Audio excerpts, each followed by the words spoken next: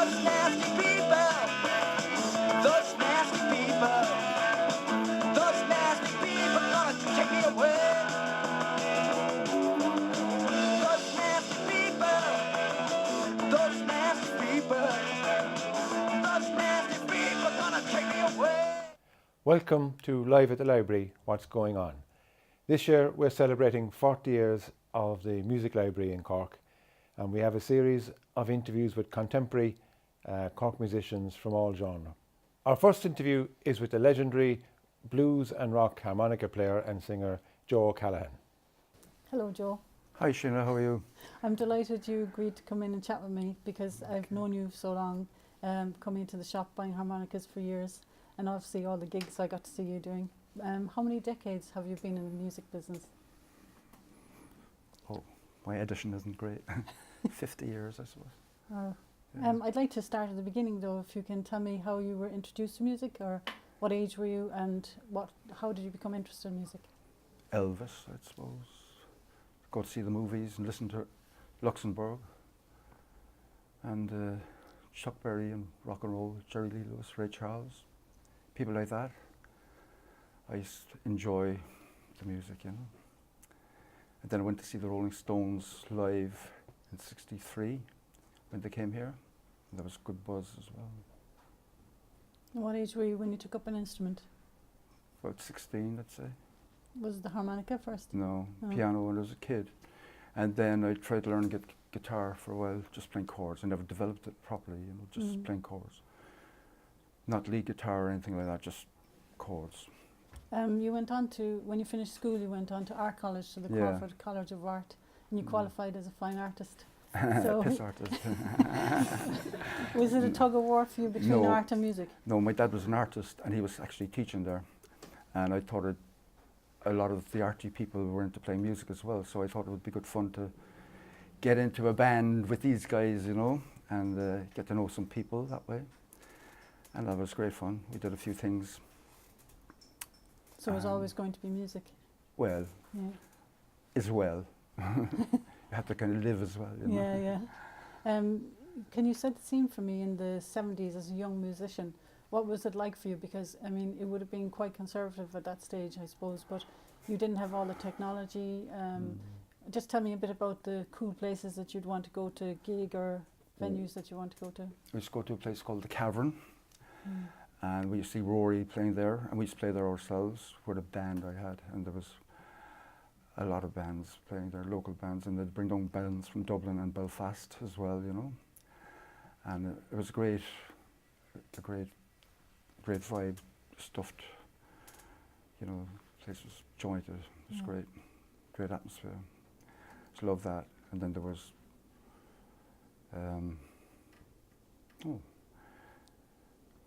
the Crypt as well. That was another place. That was very good as well. Then later on we moved to Shandon Boat Club. We used to do gigs down there, and we used to play support then in Francis Hall as to the show bands.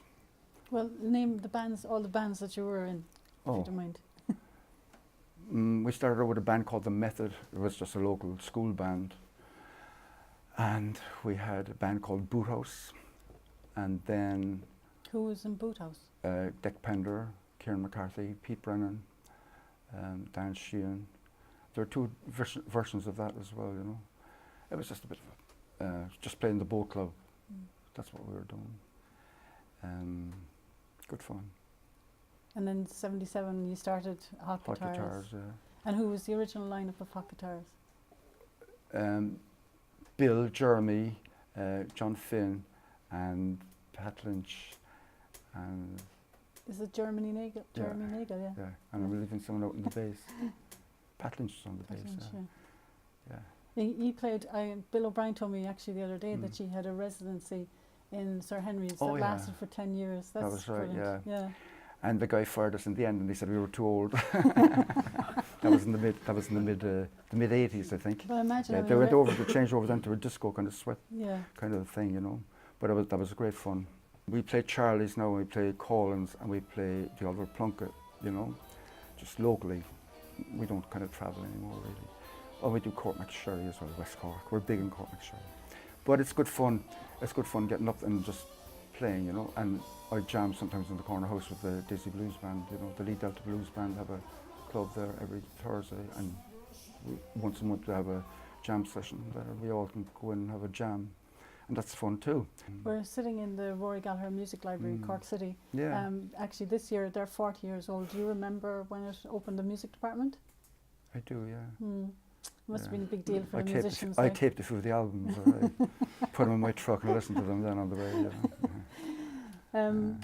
But taping I is saw you illegal. earlier on when you came in. You were browsing through the albums. Yeah. Can you tell me? I was wondering Is it what best, album blew you away, or had an impact on you Oh, over the years? What album? well, we stood were out? listening to blues and rock and roll in the 60s, and then I heard this album by Paul Butterfield Blues Band, and he's a harmonica player, and it absolutely blew me away. And he was an amazing player, you know. And myself and a friend of mine who had the album, we was going to town, and we see this guy walking around town with the album under his arm. And I said, he's got the Paul Butterfield album. And I said, man, we go over near him, and he was a really scary looking cat. Now he had long sideburns, and we were afraid to go near him. And I got to know him years later, and his name was Mick Leary. And poor man is dead now, but he was saying, we were saying to him how scary we were to approach him. He said the reason he walked around with the album was he wanted somebody to approach him about it and say, you know, how is, you know, that kind of thing. Second, we were just, you know, we should have plucked up the courage where we weren't too shy, I suppose. Yeah. But it was a great album. Butterfield is a great player, you know. Tell me, what would a dream gig for you be? Has been maybe. What would have been the dream gig to play and to go to? Playing at Charlie's. Yeah? Yeah, it's great playing. Because of the intimacy, because you're in Yeah, close it's with- close band. Collins is very good as well, you know, like playing there as well. I didn't like their playing first, but it was because the room was very small and the band is so loud, you know, and it's a grand place for an acoustic instrument, but for a loud band, because our band gets loud at times, you know.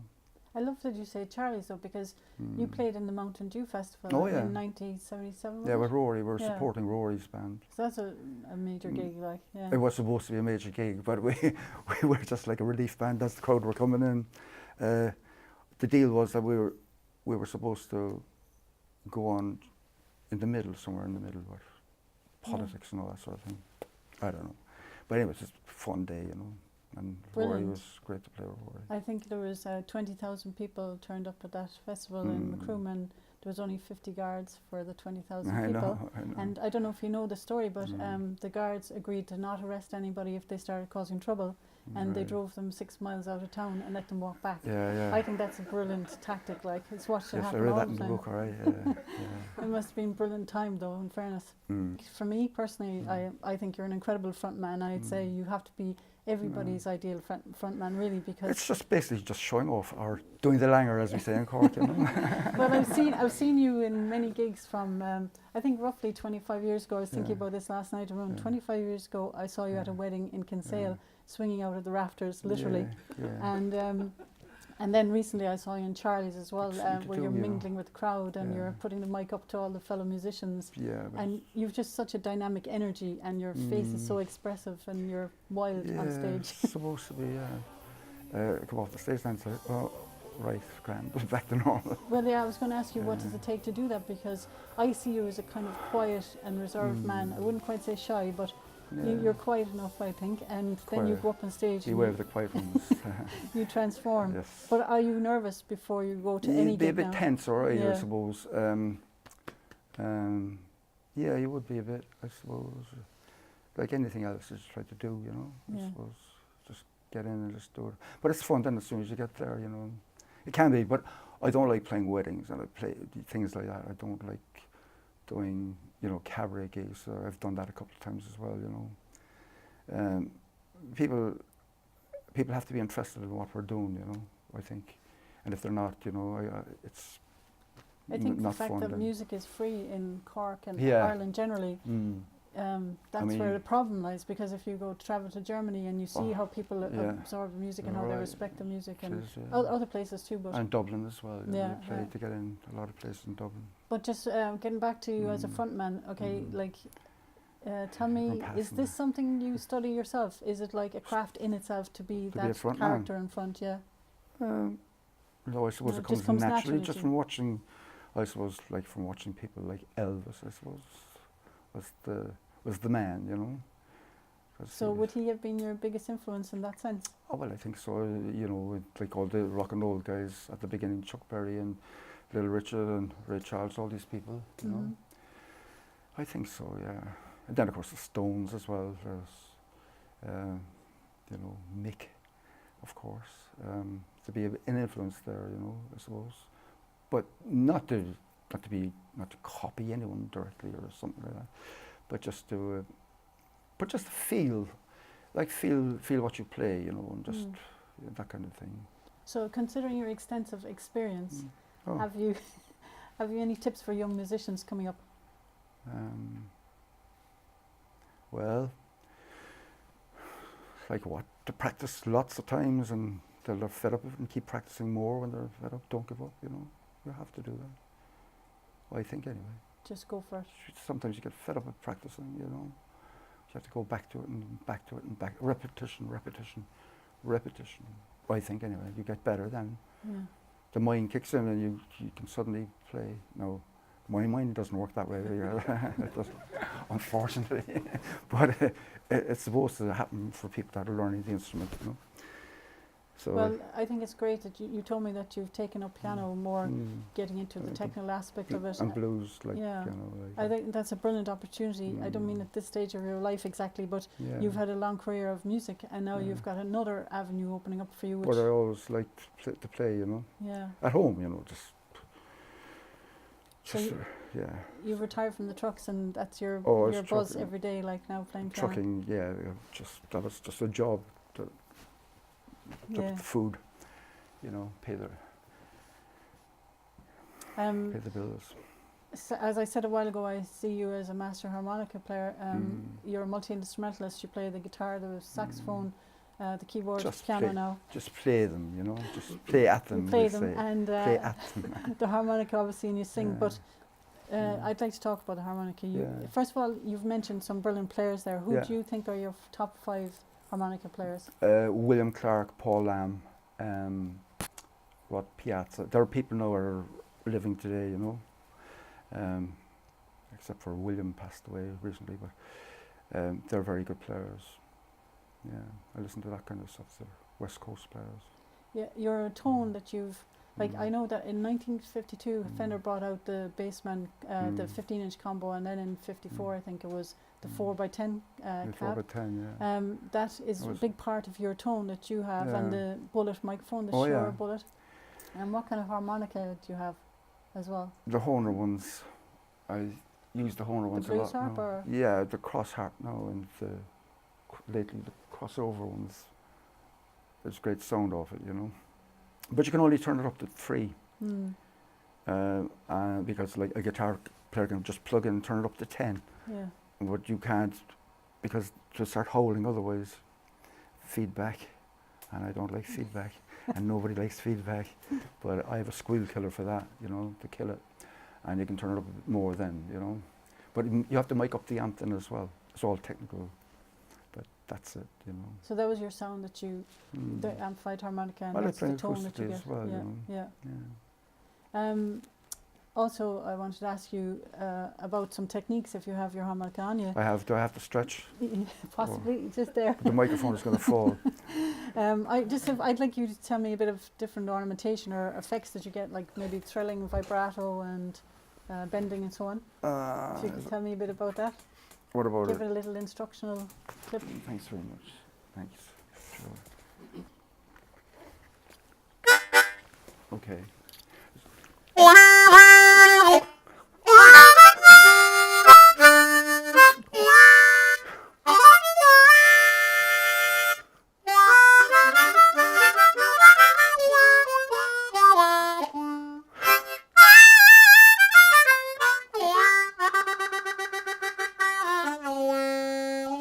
It's a bend.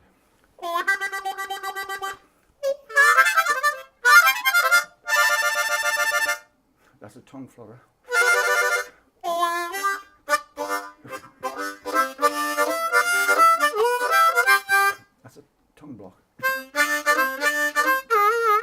vamping, you know.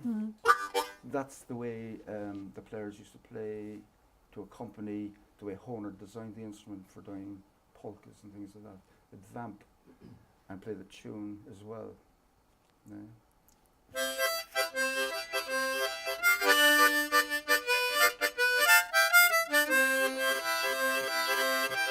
That kind of thing, you know. But the blues guys got it, and they went going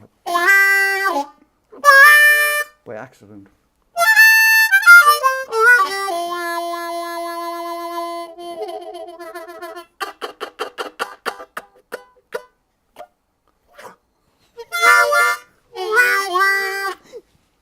And that's a wah-wah.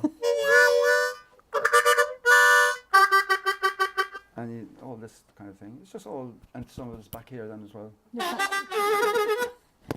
You're almost talking The with it. epiglottis. Yeah. That kind of So thing. you've extra strong diaphragm and lungs and well, if you epiglottis play- and well, that's why I the rest prefer of to it. stand. Yeah. by But playing I better. think the tongue is one of the 4 strongest muscles in the body. It ties with that. So your tongue, That's for vamping this as probably well. sounds wrong, but very strong. Oh, check that out, baby. Well, when I look at you, when I'm watching you there, like it's all going on. Sorry, Joe. Something I was going to say as well is, oh yeah, What? first of all, you're at this stage you're such an expert on the harmonica. You Do you can think? take them apart and put them back together again. Yeah, so you well, maintain them yourself, do you? I got fed up with buying them up in Crowley's and throwing them away. You shouldn't have costing me said it that way. 12 and 6 each time, and where did they go up to later? They're nearly 50. When you think about how many you must have bought them thrown for years. away. Mm. And whereas like a guitar player can change a string, Mm. and had we known that you could just adjust them, or else no, Horner, you can buy single reeds off Horner and replace them. But the tools, then you have to get the tools to do it as well. And a tuner as well. Yeah. Use the tuner with it. They're like And you have the tuner has to be at 4/4/2 when you're setting them, because when you're playing back, it'll settle back then, you see. Because if you tune it to a 4/40, it won't work that way because drop. it'll drop. Yeah. They're kind of like the concertinery, the small brass. Yeah, yeah. You fine tip the foil the tip of them, of the reed to sharpen them, and foil the base to flatten them.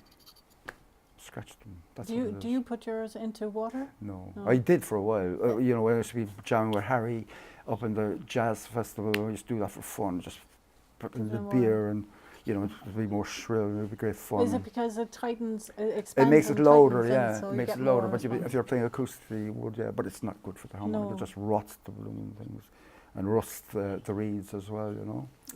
I think the best thing about it is how portable it is. Obviously, Yeah, obviously it's a but, fantastic instrument. You go everywhere with it, do you? Yeah, well, usually, yeah, in case somebody might want to jam, you know.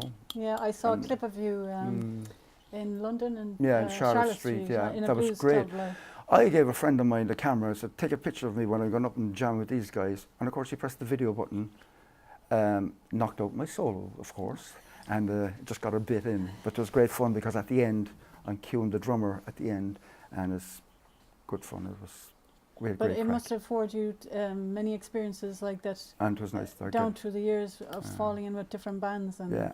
and even now currently, like if you're going out socializing, Yeah.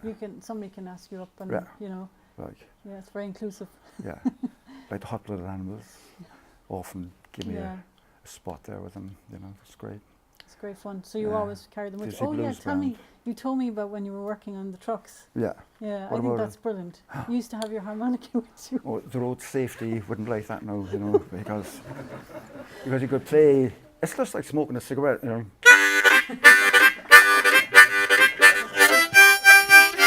Now, if I wanted to learn a lick, you know, something complicated, I would just put on my tape in the truck, and decide to make the working experience, which was kind of horrible experience. Like, I mean, you know, it's physical work, lifting in bad weather conditions and rough going, but I didn't mind. You just weather the storm, you know.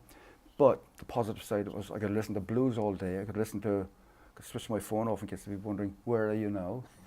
And I would say, you know, just playing the harmonica and listening. And it was great that way. So I turned a thing that was kind of negative into a positive thing to do for me, you know, by listening to I used to tape Paul Jones on the BBC, and I could listen to his shows, then blues programs, you know, things like that.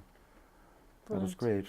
Enjoy that. I hope you don't mind now, but I've asked a few of the audience members to ask you a question, just to put you on the spot. Oh, grand. First of all, we've Alan Creedon from Live Lizzie.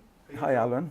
I just would like to ask you about the longevity of your band, Hot Guitars. You're going over 40 years. 77. It started out with Bill and Jeremy. Brian came then as well. And Johnny Campbell played it with us a few times as well. Yeah, just... It's a phenomenal amount of time to keep any band going. Yeah. And even still, any bar you play in, Charlie's, Collins, you're still packing them out. Why do you think that's... Well, I mean, if they paid again, no, who would have been over there? I don't know. It's a bit of a buzz, I suppose. People enjoy what we do, and people love steam. I guess that's what it's about, you know. And the players in the band that we have at the moment are very good as well, you know, which is very, very good. I'm privileged to be playing with some such great musicians, you know, and as grand, and I can just. So no arguments that are other than them being creative. Disagreements are at times, Yeah. but I mean it can be sorted. Get on with it, like We get sorted, you know. We don't have to bitch so much about it, you know. But no, it's when it's not right, you know. We've got some people there that really know. The players are very good, you know. Thanks, Alan. Thanks, Alan. I want to ask you. You have a question as well. You were done from Live Lizzie as well. Hi. Joe. Gallagher was obviously a big influence, obviously getting away from the harmonica, but guitar players. What other guitar players obviously influenced you down through the years? What guitar players would impress you or would you look up to, you know? Well, I was at the Isle of Wight in 1970 and I saw Jimi Hendrix. And even though Jimi Hendrix, it wasn't his best gig, it was great to see him. And there were 600,000 people at that gig. And I was delighted to be able to go along to that. And there was a guy in a band, Free, Paul Kossoff, who was a fine guitar player. And unfortunately, he didn't last too long. But he was a great player. And I saw the Moody Blues as well. And they were very good as well. Jethro Tull, Leonard Cohen, Richie Havens. That was a great weekend. It really changed my life, the Isle of Wight. You know, it's wonderful. What about modern day harmonica players, the likes of Huey Lewis now and players like that? Would you rate that? Well, he knows how to play. You know, it's the same way. A lot of people know how to play it, and you know. Whether they're great, no, I don't know. I mean, I know Huey Lewis is a very good player, but yeah, I mean, people that I listen to at the moment now, like guys like Paul Lamb, who's a master harmonica player, Sonny Terry, you know, all these old guys, and then there's there's a guy from England, I can't think of his name at the moment, but he's very good too. Dan Baker. What about him? Would you rate him? Obviously, he's a brilliant player. Like he was voted the fine player. Yeah. Okay, thanks you. Thanks you. Do you know Kamala Daz as well? Kamala, hi. She'd like to ask you a question. How are you? Are you married? No. I don't know. Sorry, Joe. What kind of a question is that? No, I'm only joking. Do you know? My divorce is on the way, actually. You know, but to me, I think, you know, when I've heard you play, and I've been in Cork now for, I don't know, the guts of 30, 40 years maybe, but you always seem to kind of like delve into the middle of the harmonica and you try to just suck out the heart of it, you know, and I think you do. I think you really manage it, you know, but over the years now, you're a sax player as well yourself, you know, have you come across a really a fine sax player now in Ireland that you would say, God, they're brilliant. Apart from yourself, of course, they're such a brilliant sax player. Yeah. Who do you rate in Ireland as a sax player?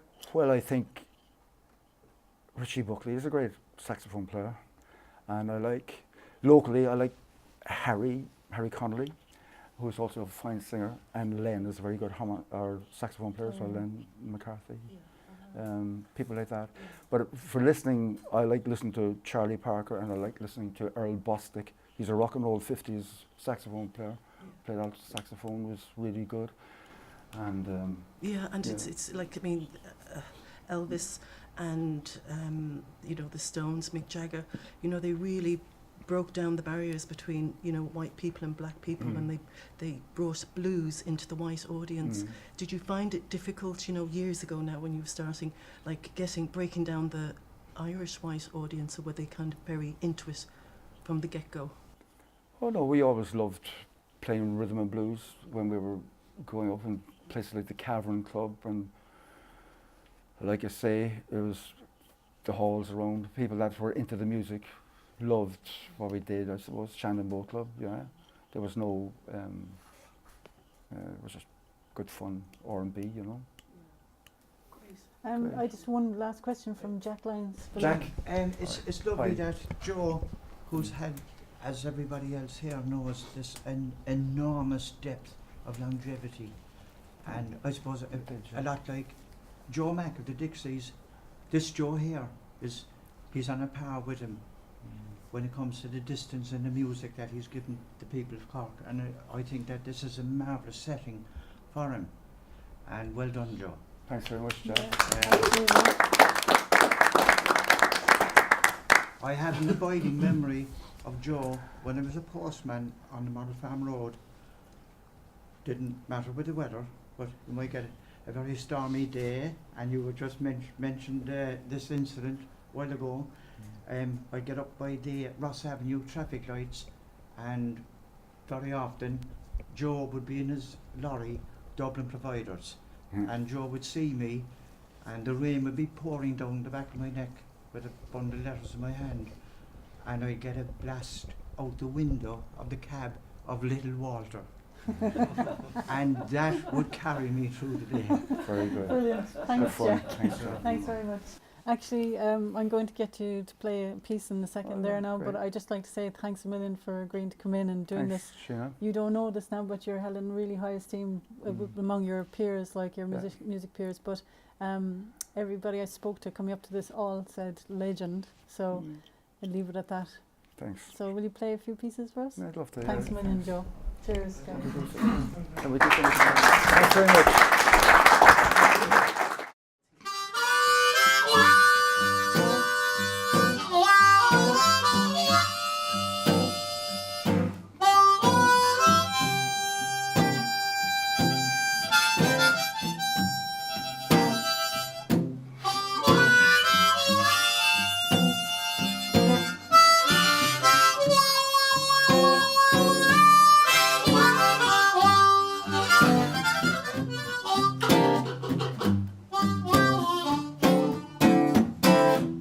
Blues with a feeling, that's what I have today.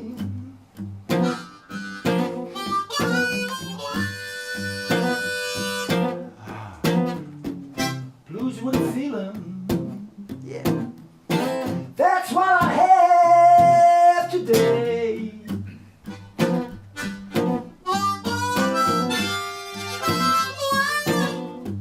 Gotta find my baby. Yeah. If it takes all night and day.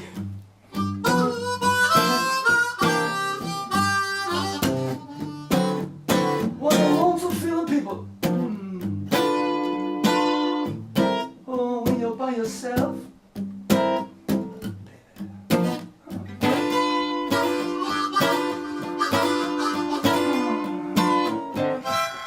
What a lonesome feeling, people. Hey, when you're by yourself.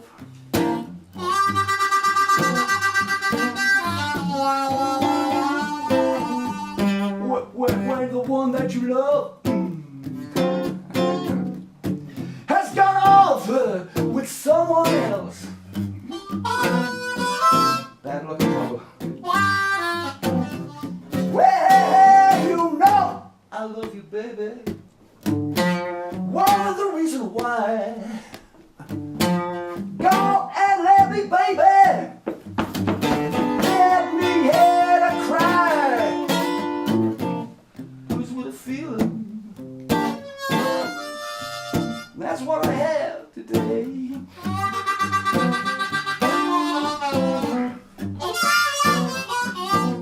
I gotta find my baby.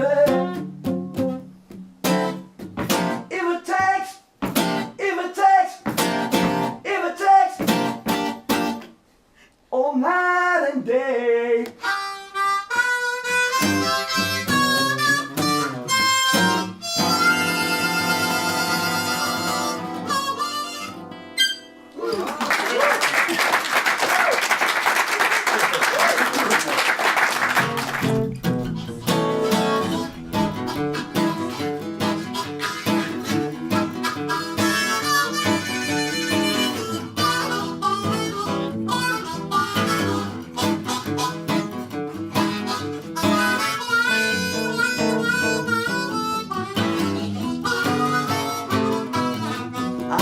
Mojo working, just don't work on you.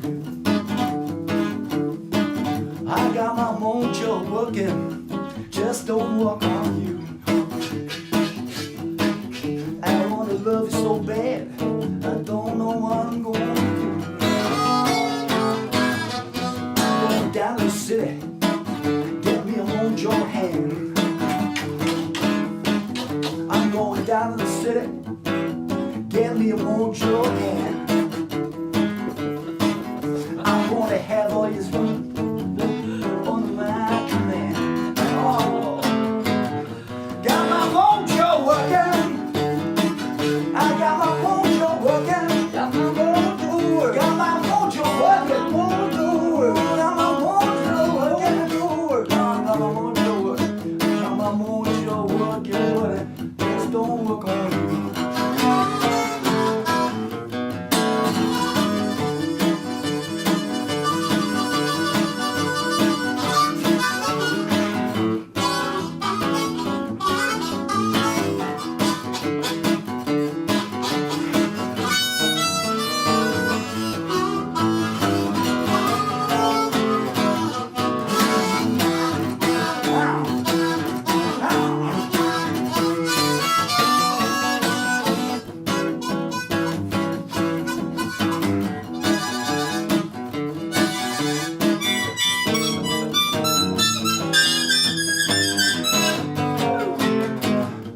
Got my mojo working. I got my mojo working. Got my mojo working. Got my mojo working. Got my mojo working. Got my mojo working. Got my mojo working. I got my mojo working, but it just don't work and it just don't work and it just don't work on you.